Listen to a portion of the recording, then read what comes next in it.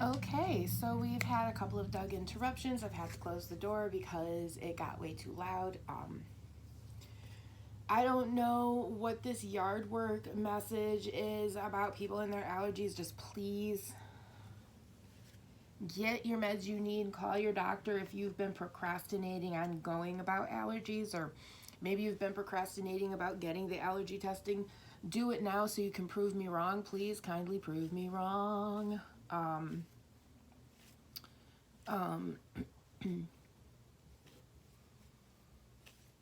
And actually, it's not really proving me wrong. It's just confirming that, it was a good idea that you went and did the allergy panel so that you can realize that you just moved to an area where you're going to have an allergic reaction to something.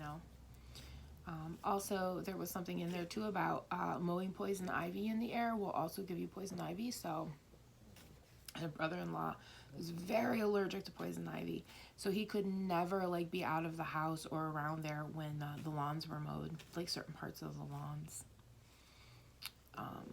And if you do get into it, Fells naphtha, you got to wash your body in it daily, and you have to wash the clothes in it that you were in, and you can't wash them with any other clothes. You just have to wash them on their own a couple times, well, at least once with Fells naphtha. And that is enough to take out the oils of the poison ivy. Things you learn when you marry a country bumpkin. But okay, so country bumpkin is interesting because, let's face it, we've got this house in all of this wooded area. That's funny. I'm telling you stories about, and I call him a country bumpkin. That's too funny. And that's nothing against anyone, because he just really enjoys the country, and yeah, I can't say I blame him. But yeah, it's not bad to be a country bumpkin. It can be a very soothing and relaxing things that other people don't understand. So, and that'll be another thing for this person trying to break you up. They're not going to understand why you believed your partner over them. Like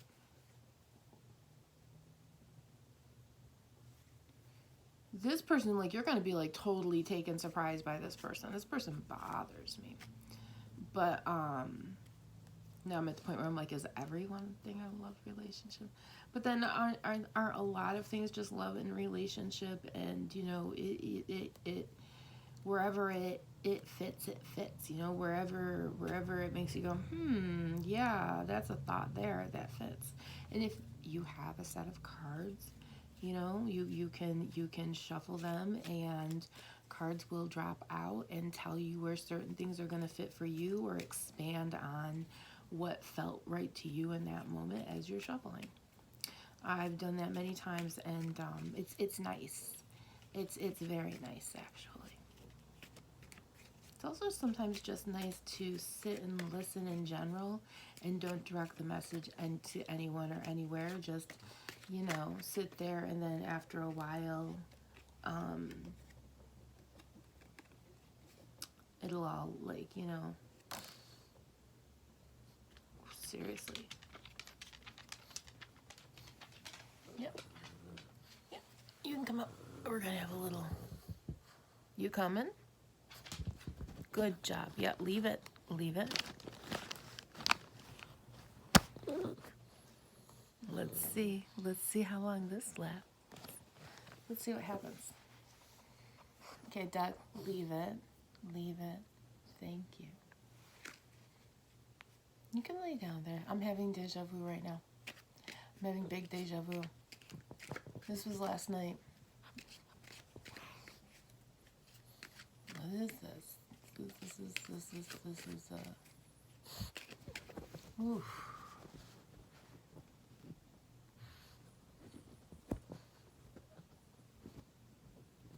He's going to lay down exactly like the deja vu. Only neater. Oh, wow. Oof, deja vu, I'm telling you. So we just had the clouds pop out, as we're talking about bad energies and this person not understanding the truthful connection that you have. Seven of Swords, clouds, with the dark side toward the person, indicate divorce. The bright side toward the person ensures domestic happiness. And isn't that what we have been talking about, is relationships that can make it because of truthfulness and honesty, and, you know, but aren't those also two different kinds of relationships? This doesn't, where does this go?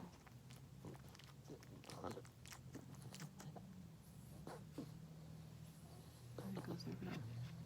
But those are also two different kinds of relationships. One is where you have a spouse who's 100% willing to play devil's advocate and say, you know, this person hasn't been dishonest before with me, but actually neither of them have. So, you know, let's just be realistic here, like, and whatnot. And that's that one relationship. And then you have the other where everything seemed to be fine. They got married, they got the dog, they got the house, and then it just turned into a dumpster fire overnight. Like there was a honeymoon period, and then there was a dumpster fire.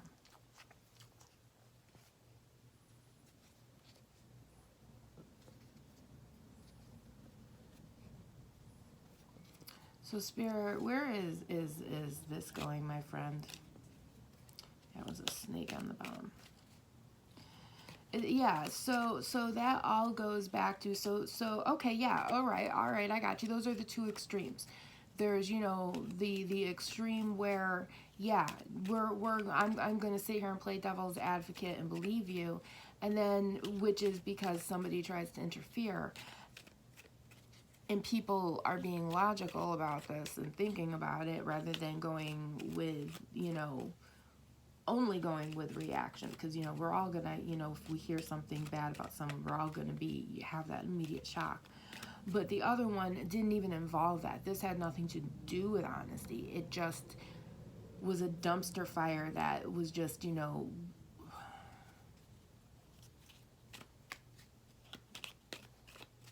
it was like there was never any communication to begin with. Where the other relationship, there was always honest, open communication. This first one, there was just never any open and honest communication, and that's why, you know, the restaurant failed. You know, there was just never any open and honest communication. But then there's this third layer. This one with this dog and this fox in the hen house in this house. You know, maybe I'm taking it too far, because I keep going back to that one. And of course, as I have been saying, we've got bears and foxes and dogs and cats and pigs and fish and birds. I mean, we've got all sorts of wildlife, wooded areas. Like, I you know, and it feels like this house is like in the middle of the woods as well. Like, middle of nowhere, I was just told, middle of nowhere. So I'm really, you know, not quite sure what this relationship is. I mean, is this a relationship, or is this maybe solitude? Like, as you debate between the friendliness of the dog and the wickedness of the fox, but at the end of the day, the dog can be wicked and the fox can be kind as well. And, you know, as I always tell my dogs, there are no bad dogs, there are no bad animals, they're just really bad humans who at the end of the day are probably very misunderstood and have their real trauma. But at the end of the day, for all intents and purposes of symbolization and not necessarily what I psychologically tell my animals that is the truth, the dog can be friendly, but the dog can be mean, and the fox can be mean because it is in the wild and it's probably their first instinct. But if they get to know you, they're going to walk into your house and they're going to make themselves at home. They'll bring you their babies, you know. They're not quokkas. They're not just going to, you know, drop their baby off in your lap and go for a joyride, but you know what I'm saying? This could also symbolize two very different people in the household, two different belief systems, two different ways of thinking that don't quite align. Eight of Wands, number 13. And please understand with the number 13, I love that number. I do not take it as a bad number. I don't think that 13 is unlucky. I don't think anything is really unlucky, and I don't think that anything is lucky. You know, because if you have something that you're lucky, whatever, eventually when it fails you, what does it become?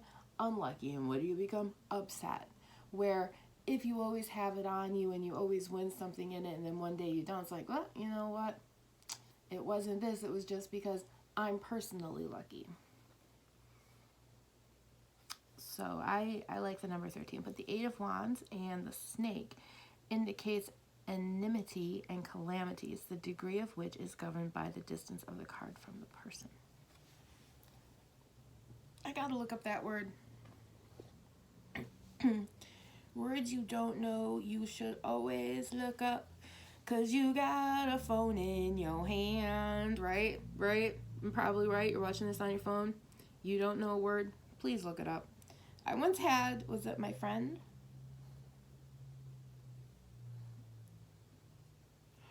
I can't remember if it was my teacher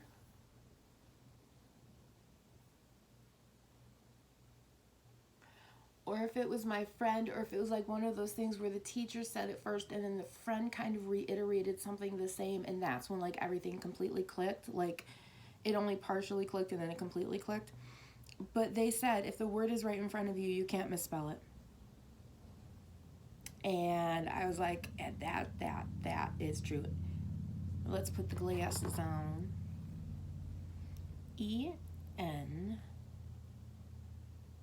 ENMITY.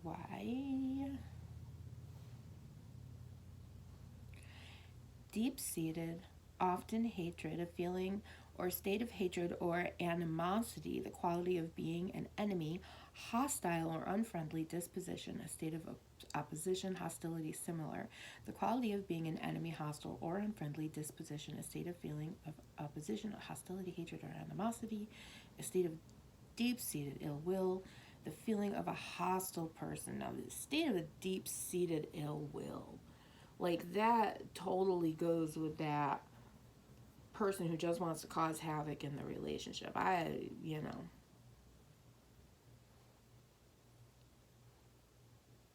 And what are calamities but, zoiks, Shaggy.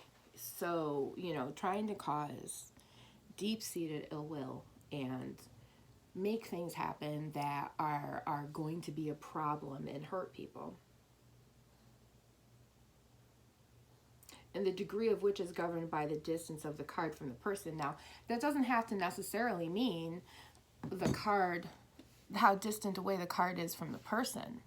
What this actually means is how distant are you two away in your relationship? How far apart away are you?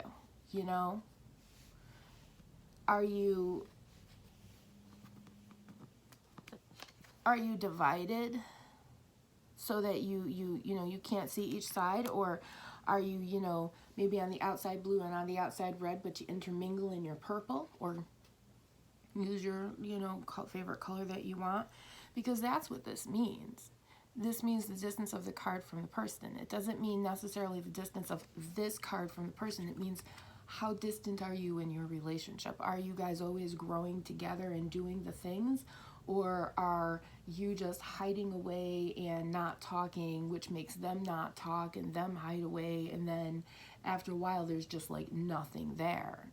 And that is more the first relationship than the second relationship. And that's just the difference, is the distance. How distant do you want to be in that relationship?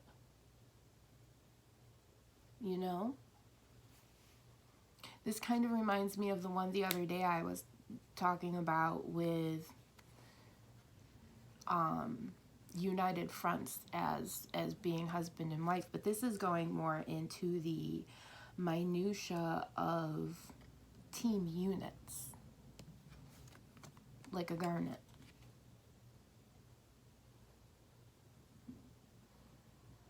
But yeah, this applies both to the first and the second, because in the second one with, you know, the person causing trouble in the relationship, if you don't have a talking relationship, you're not going to be able to get over it. Not even, it's not, the word get over it is wrong.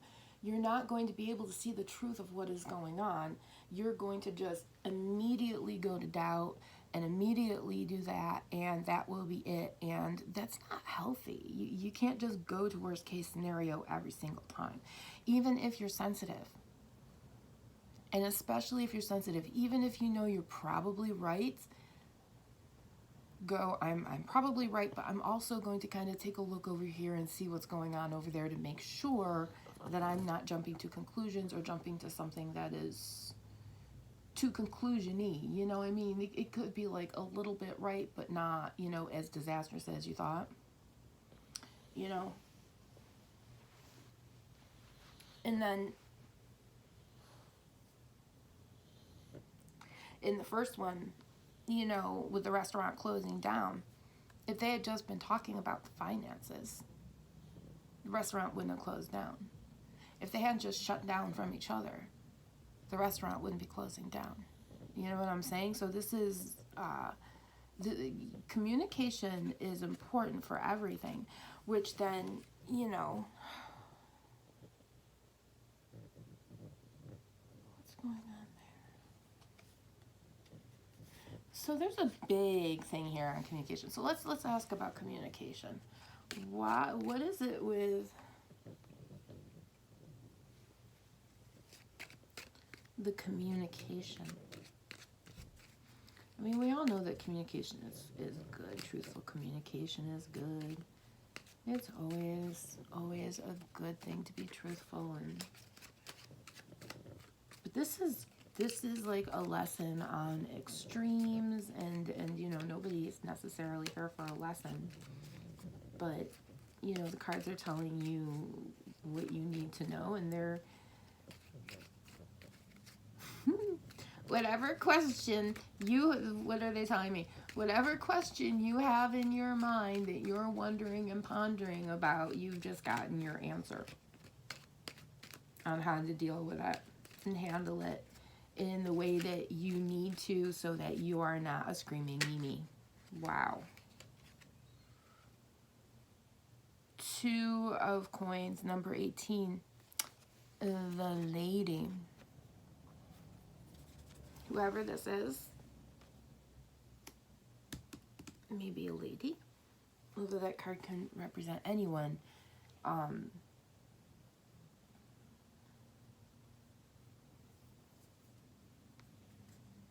That came out for the lady.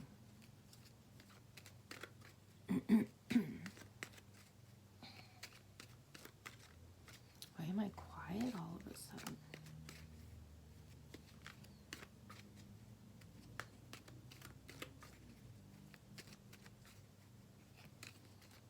You know, it's that quiet.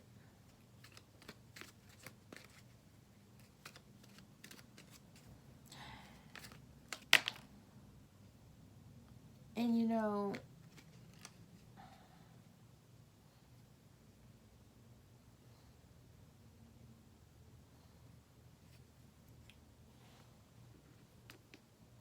the lady came out and she's sitting down, and now it's very quiet, and everything got quiet after she came out. And I think something is saying sometimes, hi Oscar, you've got to sit in quiet, and whether it's quieting your brain down or, but you've got to sit in quiet. And then 2 other cards came out.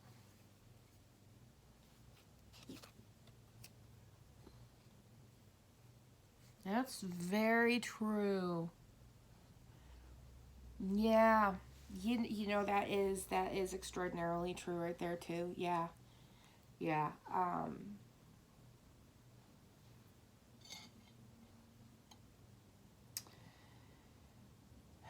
So as the lady, so I think what the lady is saying is sometimes we have to sit in our own quiet. Oh, Oscar found a sunbeam.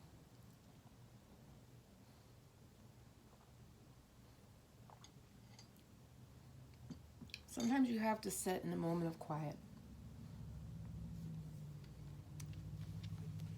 Please go that way, sir. I love you. Thank you. No.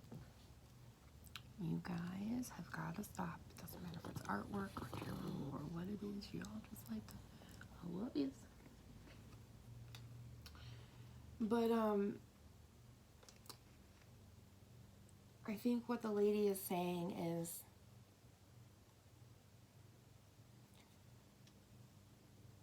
sometimes you've got to stop.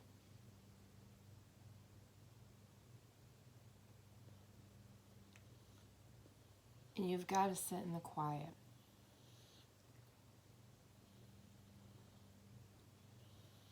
Oh, I gotcha.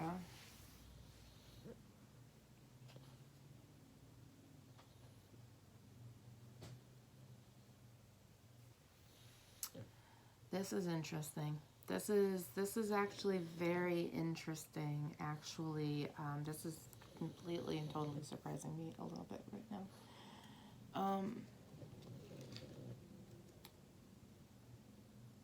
You know, we've got the house in the country with the dog and the fox, and we've got all of the different animals out here, and the lady just came out and, you know, Oscar, I'm telling you right now, you know better. Please and thank you. I love you.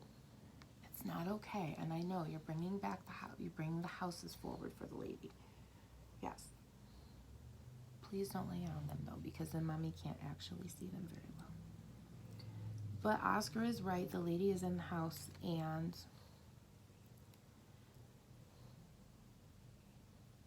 you know, it's the quiet moments. Yes, I know that too. Yes. Oscar is pointing out the house in the woods.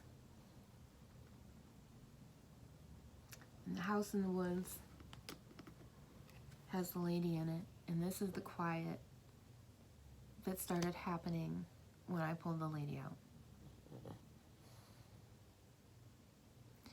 And there's a reason for this quiet. This quiet, all of this confusion and all of this stuff over here that makes the brain buzz and makes, you know, you doubt people and you have to step back or you just don't talk to people. And having this quiet, taking time to stop, walking into a room, I don't care if it's the bathroom, you're sitting on the john, still a place to sit and read, start and finish a book there. That quiet time. And what you're going to find is that your brain is going to start thinking.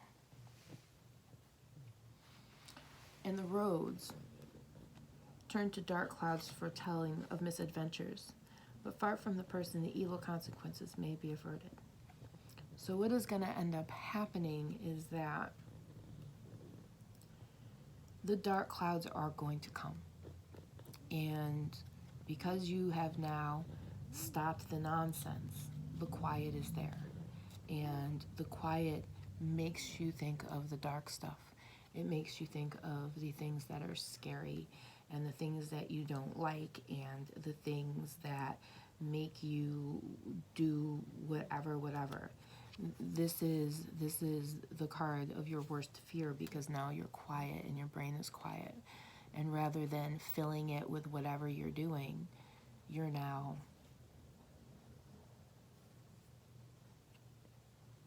quiet. So the clouds are going to come back, and the lightning is going to come back, and the eye is going to come back, and the observance of what is broken, either in your life now or your life in the past, that brings it here. The broken cupboards, the dumpster fires, the drinking, and the whether or not you had wealth or whether or not there was abuse, whatever this is, it's going to come back, and it is going to cause you tower moments. The tower is surrounded by clouds denote sickness and of adjoining death. And of course, what is death but a change? So if you can stand these tower moments and you can look at these dark clouds and go, okay,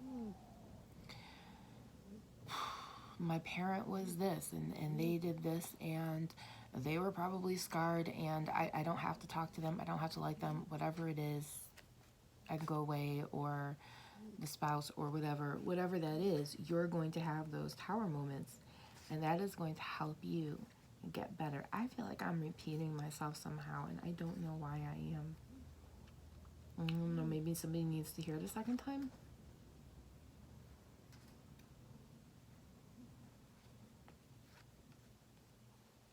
I'm gonna look at the Ten of Clubs real quick. Oscar, don't touch anything just yet. Don't touch a thing without me. You're so good, Oscar. I was looking at the Ten of Clubs earlier. Actually, it's the Ten of Wands.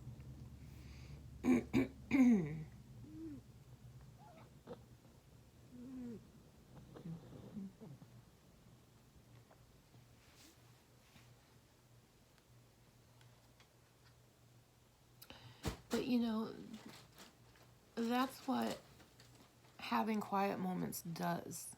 It makes you think of things you don't want to think about. It makes you think of tower moments. And part of having these tower moments is thinking about these things, and then at an adult perspective, you start piecing it together and realizing what happened and why it happened. And then you have an explanation as an adult that you can give to your small child in the inside and go, oh, well, that makes sense. You know, Grandpa was a massive alcoholic and Mom married Dad to get out, and Dad ended up being an alcoholic, and Mom drank a little too much, but you know, she drank less than her father did, and our dad drank less than his parents did, and yeah, they weren't great, but they didn't leave us alone. You know, they might have been drunk when I got home from school, but they still went to work, they still provided, and, you know, doesn't mean your brothers and sisters don't become alcoholics, but, you know, you get my point on that.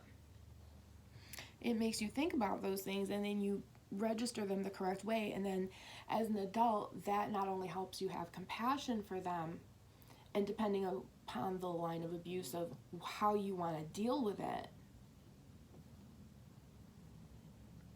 but it allows you to go, okay, this makes sense. This makes sense why this was going on and this was going on, and you can puzzle, and it hurts, but it also eases things and it helps. Tower moments are there to help you get better and face your fears, and yeah, because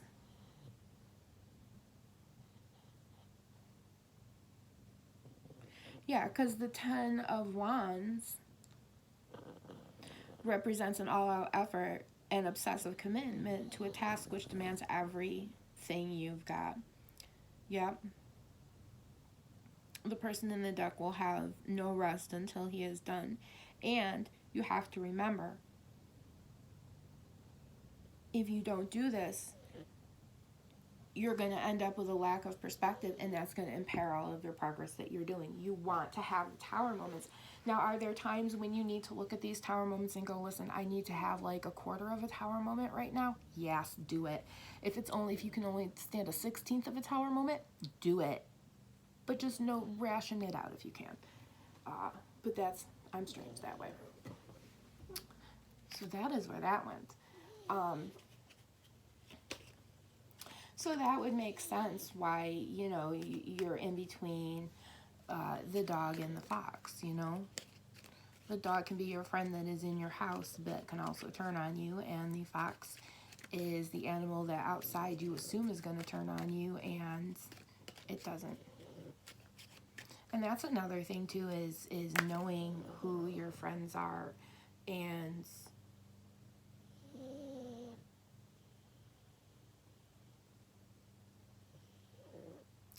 it's knowing who your friends are.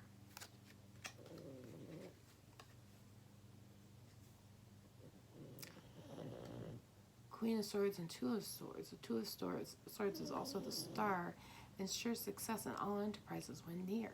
When very distant, some unlucky events. Amour is a sign that someone is looking at you with great love and longing.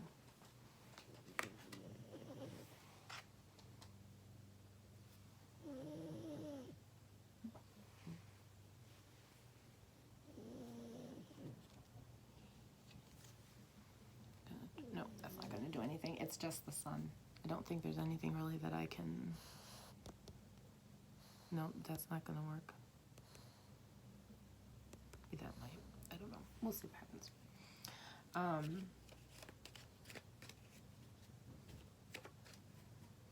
You know, people can bite you. Or they can get to know you and be your friend. This is interesting. I've never done a reading like this. This is just taking on its own little life.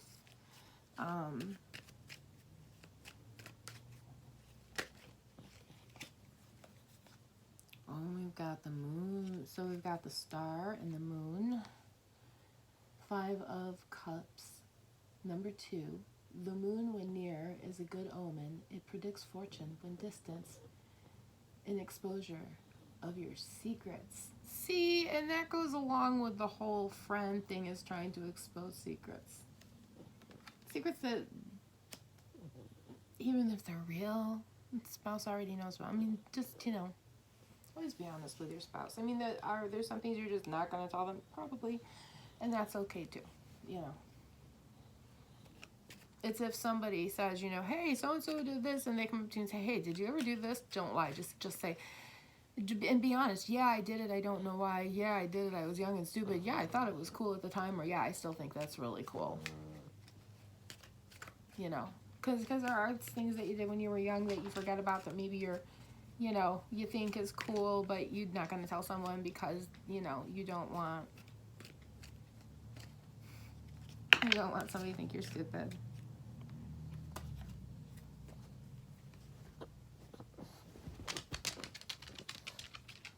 What is going on here?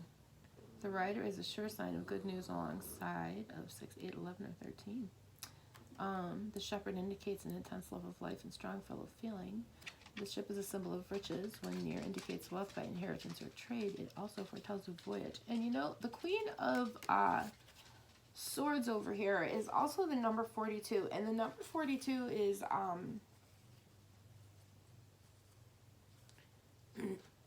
an interesting number, because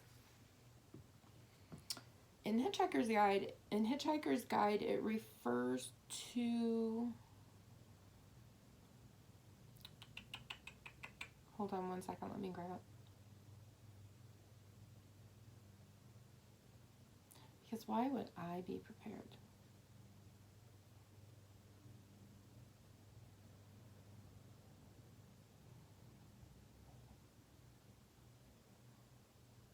Oh, wait a minute. Maybe I have it in there. That might be where I have it. Sorry.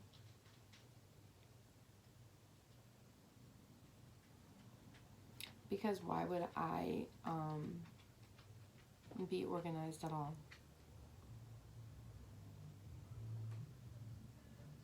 Yes, number 42 is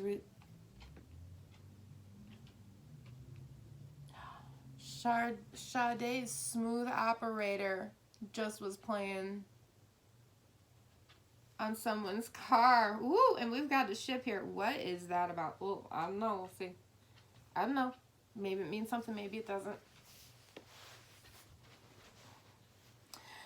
But 42 is the ultimate question. The ultimate question is the actual inquiry behind the ultimate answer to life, the universe, and everything.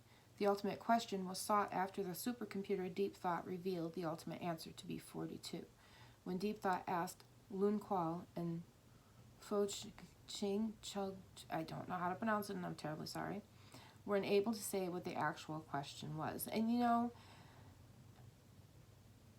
that is true. I mean, what is the ultimate question? What is the ultimate answer? And 42 in general, let's face it, when you're 42, you start, the next phase of adulthood, and you start like it's almost like a new puberty. It's life is different because your retrospect is further than it's ever been.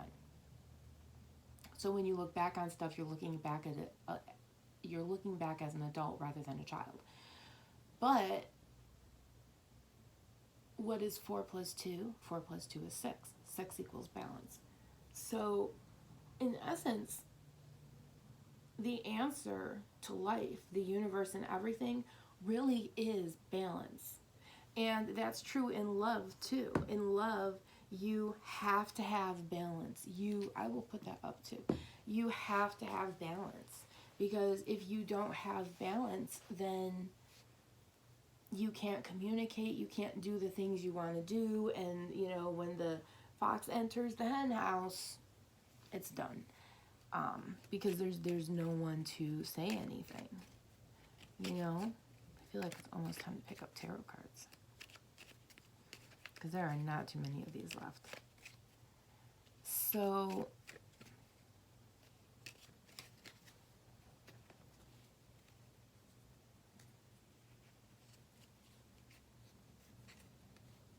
I don't know if I should do this. Okay, here we go.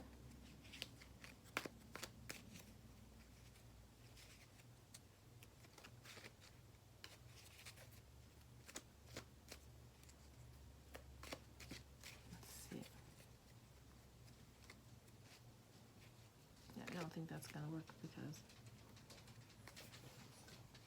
extra joker on the bottom says to stop. So let's start throwing into some tarot, because there's a lot here. There's a lot of little messages coming through about balance yourself, sit in those quiet moments. If someone says something that doesn't sound right, then question it. It's 100% okay to question something that doesn't sound right to you, because if it doesn't sound right to you, either yes, maybe it's true that you didn't quite understand it in the correct way, but at the same time, maybe they didn't say it in the correct way. You know what I'm saying? My dude, what are you doing? I think he's playing. Sometimes people don't like I say, I am neurodivergent. I do not always say things correctly. I will tell you I am going to go vacuum the lawn, and what I really mean is mow. But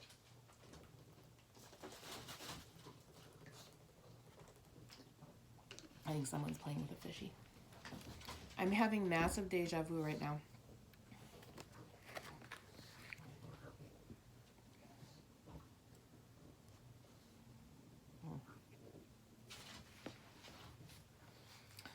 So, make sure, yep.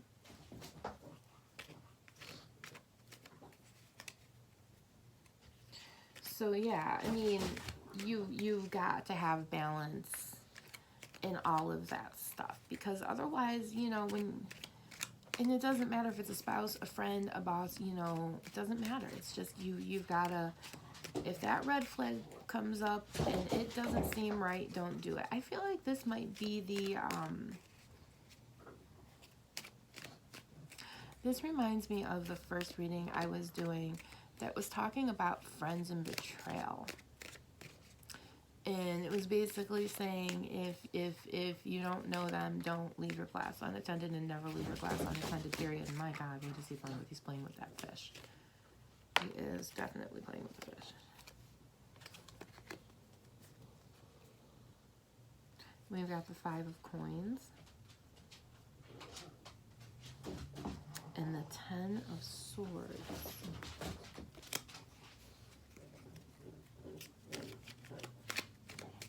Yep. We're going to look those up in just a second, because, I don't know everything.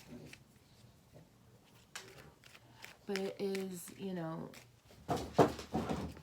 important to hear a dog, having fun over there with his little thing.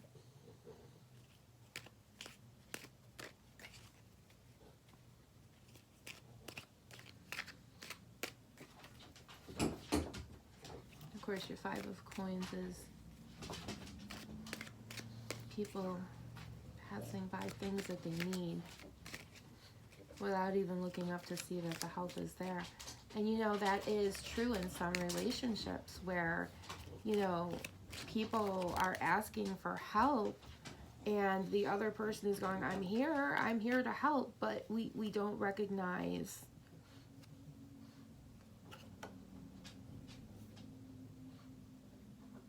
we think we have to hold all the cups. We don't, you know, it doesn't register when the other person is saying, let me help. Because there's this disconnect. But if you can understand that Five of Coins, if you can, you know, like, step back and like look at, ooh, babe, where are we going here? Look at your partner and go, hey, I don't quite understand what you're saying. What do you mean you're here for help? What do you mean? What can you help me with? And, you know, they look at you and say, I don't know, what do you need me to do that would take a load off of me? And if all they say is, can you just put the dishes away? Okay, and then you go put the dishes away. If you don't know where something goes, because, you know, let's face it, it just depends on who's the main cooker in the kitchen. You don't always know where everything is going in your kitchen, you know? You ask, you know, and it just helps. Get your oranges in all of the right little boxes. Let me look up that Ten of Swords.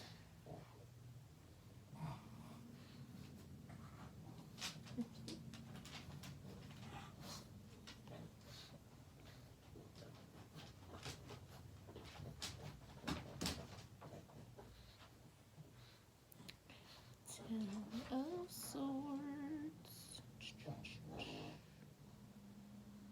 Ah, yes, the Ten of Swords. Stabbed in the back. That's exactly what I thought.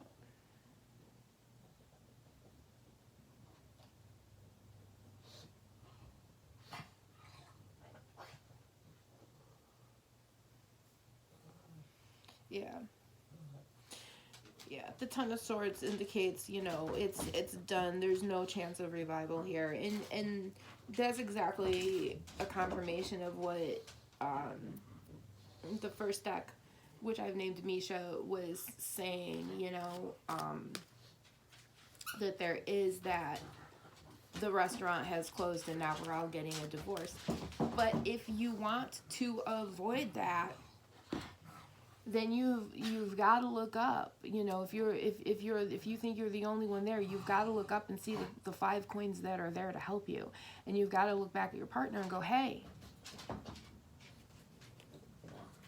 you know, if you don't know how to put the cups away, what can you do that you know you can do to help me? Because if your partner is neurodivergent as well, and maybe you guys don't realize it, or maybe you do, and it's, you know, you're adults in your 40s trying to navigate something.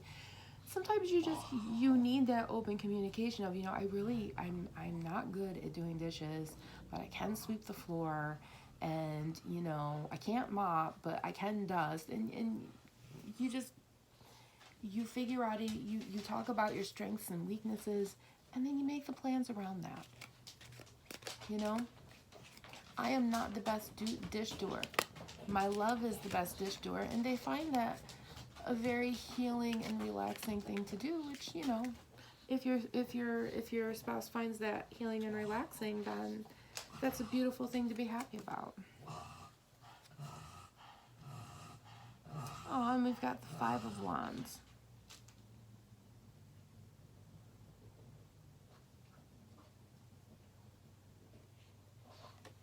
The 5 of Wands. Let's take a look at that puppy. 5 of Wands.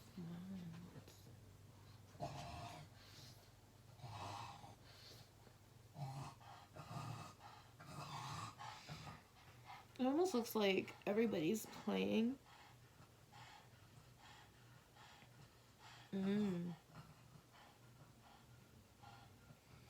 The Five of the suit symbolizes struggles caused by ambitious maneuvering and competitive urge. This could be about someone who is pushing his or her agenda